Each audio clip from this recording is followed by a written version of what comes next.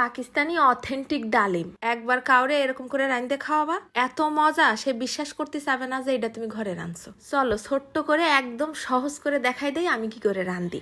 আসসালামু আলাইকুম।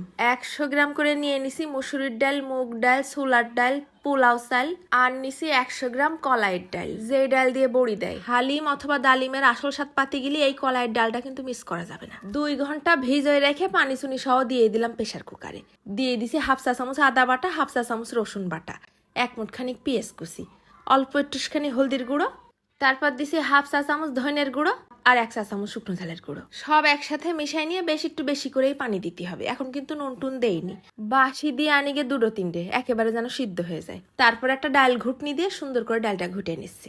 দেখো দিনে আজকে একেবারে খালি মুখে চলে আইছি। আমার স্কিনটা মাশাআল্লাহ কি সুন্দর চকচকে হয়ে গেছে।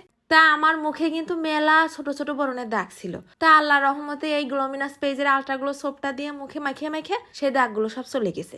এক সাবান সেই কয় মাস ধরে একটানা মাখতেছি, কাজ হবে না মানে? তোমাদের যাদের মুখে ব্রণ মেস্তার দাগ আছে, তৈলাক্ত ভাব আছে, তারা কিন্তু এই সাবানটা মাখতে পারো। ক্যাপশনে আমি পেজটা ট্যাগ করে দিবানে। এইবার নিয়ে নিছি মাত্র 300 গ্রাম হাড় ছাড়া গরুর গোশ। তা তোমরা এই জায়গায় খাসি মুরগি যা মন চায় তাই দিয়ে রাঁধতে পারবানে। দিয়ে দিলাম হাফ চা চামচ করে আদা রসুন বাটা, তারপরে দিছি 1 চা চামচ কাঁচা ঝাল বাটা, বেশ 1 মুঠ খানিক পেঁয়াজ কুচি, খানিকটা নুন ছিটোই দিলাম, আর দিয়ে দিলাম একটুখানি হলদির গুঁড়ো।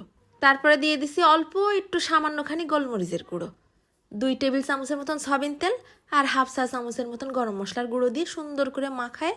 আর কোনো কথা হবে না, ঢাইলে দিছি প্রেসার কুকারের মধ্যে। শুধু বাটি ধোয়া পানি দেয়নি, সাথে আরও 1 গ্লাস পানি দিয়ে গোশগুলো ডুবু ডুবু করে সিদ্ধ করতে দিলাম।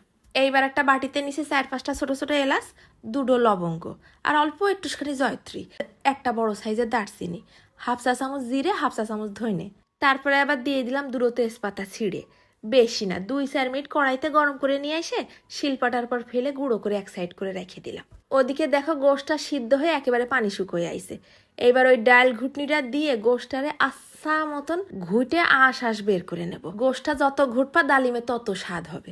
এইবার কড়াইতে নিয়ে নিছি 50 গ্রাম সয়াবিন তেল, ফেলাই দিলাম 1 মুঠ পেঁয়াজ কুচি, আর সামান্য কিছু আস্তে আস্তে আদা কুচি। যখন আদা রসুন ভাজা ভাজা হয়ে লাল লাল হয়ে আইছে, তখন ফেলাই দিলাম ঘুটে নিয়া ডালটুক। মশলার সাথে নেড়ে চেড়ে মিশাই নিয়ে ফেলাই দেবো ঘুটে নিয়া গোশটুক। নাড়ে নাড়ে ডালের সাথে গোশ কিন্তু খুব সুন্দর করে মিশাই নিতে হবে নে। এখনই তো ঘিরান অর্ধেক ছেড়ে দিছে। এইবার দিয়ে দেবো ওই যে গুঁড়ো করা মশলাটুক। খুন্তির নাড়ন চাড়ন কিন্তু বন্ধ করা যাবে না, তাহলে তলে লেগে যাবে নে। এই সময় ছিটই দেবো স্বাদ অনুযায়ী নুন, ধনে পাতা কুচি, আর উপর দিয়ে একটু বেরেস্তা। এখনো কিন্তু খুব সুন্দর করে একটু নাড়তে হবে নে, সব একসাথে যেন মিশে একটু ভুনা ভুনা হয়ে আসে। তারপর পরিবেশনের আগে গরম গরম ডালিমের উপরে একটু লেবুর রস, কাঁচা ঝাল, কাঁচা আদা, ধনে পাতা, উপর দিয়ে একটু বেরেস্তা ছিটোয় পরিবেশন করবা। সামনে যেই পাক না কেন গপা গপ গরম গরম ডালিম শেষ। ডাইলের আঠালো স্বাদ জিবলেতে ছাড়াতে যাবে না, জিবলের সাথে একেবারে লাগিয়ে থাকবে না। সাথে বাটির প্রতি কুনায় কুনায় ডাইলের মধ্যে গোশের রাস।